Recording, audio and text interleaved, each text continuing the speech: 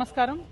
ఇవాళ నిమ్స్ హాస్పిటల్లో మరి నిజామాబాద్కి సంబంధించినటువంటి ఎక్సైజ్ కానిస్టేబుల్ గారు సౌమ్య గారిని చాలా దారుణంగా స్మగ్లర్స్ గంజాయి స్మగ్లింగ్ చేసే ముఠా నిజామాబాద్ నడి పట్టణంలో దారుణంగా కారుతో గుద్ది యాక్సిడెంట్ చేసి మళ్ళీ కార్ రివర్స్ చేసేటప్పుడు కూడా అమ్మాయి శరీరం మీద నుంచి కార్ రివర్స్ చేసుకొని వెళ్ళిపోవడంతో చాలా క్రిటికల్ కండిషన్లో ఇవాళ అమ్మాయి ఇక్కడ నిమ్స్ హాస్పిటల్లో చేరి ఉన్నటువంటి సందర్భాన్ని మనం గమనిస్తూ ఉన్నాం. నిన్న నిజామాబాద్లో కూడా ప్రైవేట్ వైద్యశాలలో మంచి వైద్యం అందించే ప్రయత్నం చేసి ఇక్కడికి తీసుకురావడం జరిగింది. ఇక్కడికి వచ్చిన తర్వాత నిమ్స్లో కొద్దిగా ఇంప్రూవ్మెంట్ ఉంది. కాకపోతే ఈ ఘటన ఎంత బాధాకరం అంటే ఎక్సైజ్ పోలీసులు అంటే గంజాయి మాఫియాకి డ్రగ్స్ మాఫియాకి ఏమాత్రం కూడా భయం లేదు అని చెప్పడానికి ఇది ఒక పెద్ద నిదర్శనం. మరి ఈ ప్రభుత్వం అధికారంలోకి వచ్చినప్పుడు డ్రగ్స్ ఫ్రీ సమాజంగా చేస్తామని చెప్పారు. కానీ ఇప్పుడు ఎట్లయిపోయిందంటే ఫ్రీగా డ్రగ్స్ పంచుతున్న లెవెల్లో ప్రతి గ్రామంలో డ్రగ్స్ మోపైనాయి, ప్రతి గ్రామంలో గంజాయి మోపైంది, ప్రతి గ్రామంలో యువకులు చిన్నపిల్లలు మరి చాలా దారుణంగా స్కూళ్ళల్లో కూడా అందుబాటులోకి తీసుకొచ్చే పరిస్థితి వచ్చింది. దీనివల్ల డైరెక్ట్గా బాధపడేది మా ఆడబిడ్డలే. ఏదేమైనా గృహహింస పెరుగుతున్నది, ఆడవాళ్ళ పట్ల అసభ్యంగా ప్రవర్తించేటటువంటి కల్చర్ పెరుగుతున్నది. వీటన్నిటికీ డ్రగ్స్ నాందిగా ఉన్నాయి. కాబట్టి మరి ప్రభుత్వం ఇప్పటికన్నా మత్తు వదిలి నిద్ర లేచి వారి యొక్క ప్రతాపాన్ని చూపించి డ్రగ్స్ని అరికట్టాలని చెప్పి నేను డిమాండ్ చేస్తూ ఉన్నాను. ఎక్సైజ్ అధికారులకి ఇదివరకు ఉమ్మడి ఆంధ్రప్రదేశ్లో ఉన్నప్పుడు వారికి కూడా వెపన్స్ ట్రైనింగ్ ఉంటుంది, గన్స్ ఉంటాయి. కొద్దిగా ఎక్సైజ్ వాళ్ళ దగ్గర ఆయుధాలు ఉంటే ఈ డ్రగ్స్ మాఫియా అయినా గంజాయి మాఫియా అయినా వీళ్ళు భయపడేటటువంటి ఆస్కారం ఉంటుంది. నేను డిమాండ్ చేస్తూ ఉన్నాను తెలంగాణ జాగృతి పక్షాన ఎక్సైజ్ వారికి అట్లానే ఫారెస్ట్ వారికి వెపన్స్ మళ్ళీ ఇవ్వాలి. వారికి ట్రైనింగ్లోనే వారికి శిక్షణ ఇస్తారు, కానీ వారి దగ్గర వెపన్స్ లేకపోవడంతో ఈ స్మగ్లర్లకు డ్రగ్స్ పెడ్లర్లకు అరాచకాలు ఎక్కువైనాయి. కాబట్టి వెపన్స్ ఇవ్వాలని చెప్పి నేను డిమాండ్ చేస్తున్నాను. మరి తెలంగాణ జాగృతి నాయకులకు కార్యకర్తలకు మేము పిలుపునిస్తూ ఉన్నాం. ఎక్కడికక్కడ గ్రామాలలో జిల్లాలలో కూడా డ్రగ్స్ మహమ్మారి పెరిగిపోతూ ఉంది. కాబట్టి మీరు చాలా షార్ప్గా ఉండండి. మరి పోలీసు వాళ్ళకి ఎక్కడికక్కడ సమాచారం అందించండి. దయచేసి యువతలో మంచి దృక్పథాన్ని పెంపొందించే ప్రయత్నం మనం చేద్దామని ఈ సందర్భంగా తెలియజేస్తూ ఉన్నాను. Thank you. జై తెలంగాణ. కండిషన్ క్రిటికల్గా ఉంది. కుటుంబ సభ్యులనైతే నిజామాబాద్ మేము మళ్ళీ ఒకసారి కూడా వారిని ఆదుకుంటాం, జాగృతి తరఫున అండగా నిలబడతామని చెప్పాం. ప్రభుత్వం డిపార్ట్మెంట్ వైద్యం అందిస్తూ ఉన్నారు.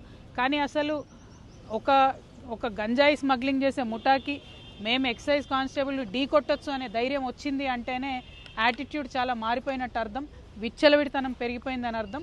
దాన్ని ఖచ్చితంగా తగ్గించాలి, లేకపోతే సమాజంలో అందరికీ కూడా నష్టం జరిగే పరిస్థితి వస్తుందని నేను భావిస్తూ ఉన్నాను. మేడం సంతోష్ రావు గారికి సిట్ నోటీసులు ఇచ్చింది ఈరోజు 3 గంటలకు రమ్మని. దాని మీద ఇవాళ బీఆర్ఎస్ పార్టీ అదేవిధంగా బీఆర్ఎస్ పార్టీ అధ్యక్షులు గౌరవనీయులు ఉద్యమ నాయకులు ఉద్యమకారులకు దూరమైనరంటే, పేద ప్రజలకు దూరమైనరంటే, అమరవీరుల కుటుంబాలకు దూరమైనరంటే, పెద్ద పెద్ద నాయకులు గద్దర్ గారు లాంటి వాళ్ళు గేట్ బయట ఉండే పరిస్థితి వచ్చిందంటే, ఈటెల రాజేందర్ గారు లాంటి వాళ్ళు పార్టీ వీడే పరిస్థితి వచ్చిందంటే, ఈ అన్ని దుర్మార్గాలకు కూడా సెంటర్ పాయింట్ మొదటి దయ్యం ఈ సంతోష్ రావు అనేటటువంటి వ్యక్తి. మరి ఆ సంతోష్ రావు గారిని సిట్ ఇప్పుడు పిలిచిందని చెప్తూ ఉన్నారు ఫోన్ ట్యాపింగ్ విషయంలో. కానీ ఈ ముఖ్యమంత్రి గారు, ఈ గుంపు మేస్త్రి గారు, ఆయనకు ఉండేటటువంటి ప్రధాన గూఢాచారి కూడా ఈ సంతోష్ రావే. ఫామ్ హౌస్లో కేసీఆర్ గారు సగం ఇడ్లీ తిన్నారా ఫుల్ ఇడ్లీ తిన్నారా అనే ఇన్ఫర్మేషన్ గుంపు మేస్త్రికి ఇచ్చేదే ఈయన. మరి గుంపు మేస్త్రి గారి ఆయన గూఢాచారిని శిక్ష వేస్తాడా లేదా నాకు తెలియదు, నాకైతే నమ్మకం లేదు. సిట్టు పిలవడం వరకు బాగానే ఉంది, తదుపరి చర్యలు ఎట్లుంటాయనేటటువంటి అంశాన్ని చూడాలి. అదేవిధంగా మరి బీఆర్ఎస్ పార్టీ కార్యకర్తల నాయకులు కూడా గమనించుకోవాలి. ఇటువంటి దుర్మార్గుడికి హరీష్ రావు గారు కేటీఆర్ గారు ట్వీట్స్ చేపెట్టి వత్తాసు పలకడం ఎందుకో అర్థమైతలేదు నాకు.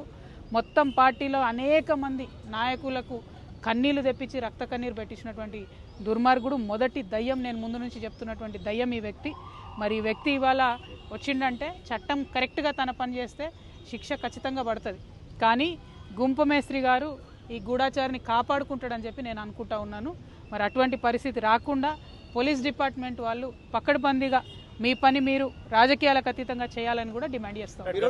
టానిక్ విషయంలో కానీ గతంలో ఆయన మీద వచ్చిన అవినీతి ఆరోపణల పైన కూడా ముఖ్యమంత్రి చర్యలు తీసుకోలేకపోయిండు, ఇంటర్నల్ ములాఖత్ అయిపోయిందని మీరు గతంలో ఆరోపించారు, ఇంత చెప్తా ఉన్నారు. మరి కేసీఆర్కి తెలియదా? కేసీఆర్ పక్కనే ఉంటున్నారు కదా సంతోష్ రావు గారు.